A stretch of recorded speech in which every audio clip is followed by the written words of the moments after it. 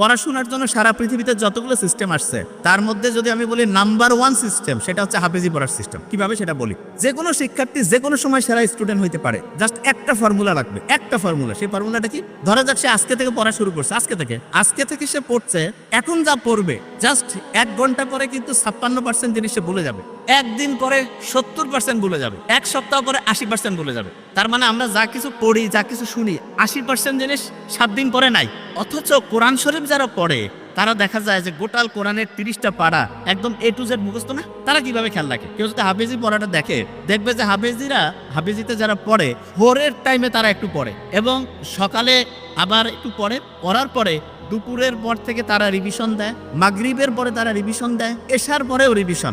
সারাদিনে যে টাইমটা তারা পড়ে ক্যালকুলেশন করলে দেখা যাবে 70% থেকে 80% টাইম তারা রিভিশন দেয়, 70 থেকে 80% টাইম তারা শুধু রিভিশন দেয়। এবং ইন্টারন্যাশনালি বলতেছে যে একটা স্টুডেন্ট অসাধারণ হবে যদি সে দৈনিক যে পরিমাণ টাইম পড়ে তার 70% টাইম সে যদি রেগুলার রিভিশন দেয় তাহলে সে অসাধারণ স্টুডেন্ট হবে। এবং একটা স্টুডেন্ট যখন হচ্ছে যে হাফেজি পড়ে তখন তার ব্রেইনের মধ্যে কিন্তু একটা আলফা ওয়েভ তৈরি হয়, আলফা ওয়েভ। এবং এই ওয়েভটা এমন, একটা পৃষ্ঠা পড়তে লাগতেছে ধরলাম যে 10 মিনিট, আপনি যদি আলফা ওয়েভে পড়েন, আলফা ওয়েভ ব্রেইনের মধ্যে, তাহলে আল্লাহর রহমতে আপনার ওই পড়াটা 2 থেকে 3 মিনিটে হবে। তার মানে স্বাভাবিকভাবে একটা পড়া আপনি যেই স্পিডে পড়েন, আলফা ওয়েভ থাকলে তার থেকে 4 থেকে 5 গুণ বেশি স্পিডে আপনি আল্লাহর রহমতে পড়তে পারবেন। তাহলে যারা কোরআনের হাফেজিতে পড়ে তারা কিন্তু ব্রেইনে আলফা ওয়েভ তৈরিটা অটোমেটেড হয়। ওই যে আমি যখন কোরআন তেলাওয়াত আমরা শুনলাম তখন একটা ভালো লাগছে না সবার? কোরআন যখন শুনলাম কি কারণে ভালো লাগলো? কারণ কোরআনের আয়াতগুলো আল্লাহ এমনভাবে অ্যাসেম্বল করছেন, যখনই আমরা শুনি তখন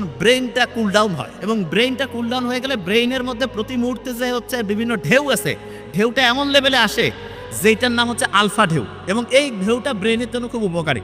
দেখেন সায়েন্স যে আবিষ্কার হচ্ছে, আপনারা দেখবেন কোরআনে একটা আয়াত আছে যে উটকে আমি কেমনে বানাইছি এটা কি তোমরা দেখবা না? উট তা কিছুদিন আগে আবিষ্কার হইলো যে উটের যে চোখের পানি আছে না, এই চোখের পানির মধ্যে এমন এক রকমের মেডিসিন আছে যেটা প্রায় 30 রকমের সাপের যে বিষ সেটাকে নিষ্ক্রিয় করতে পারে। ওই যে রাসেল ভাইপারের নাম শুনলাম না, খুব আলোড়ন সৃষ্টি করছিল, সেই রাসেল ভাইপারের যে বিষ ভয়ঙ্কর, মুহূর্তের মধ্যে মানুষকে ধ্বংস করে ফেলে, সেই বিষকেও নিষ্ক্রিয় করার ক্ষমতা বিজ্ঞানে দেখছে যে উটের যে চোখের পানি সেটার মধ্যে আছে। আল্লাহ যে বলছে যে উটকে আমি কিভাবে বানিয়েছি সেটা কি তোমরা দেখবা না? কি অসাধারণ! আল্লাহর কথাগুলো এখন বিজ্ঞানীরা দেখতেছে, যা কিছু বলে গেছে প্রত্যেকটাই সায়েন্সের সর্বোচ্চ লেভেলে।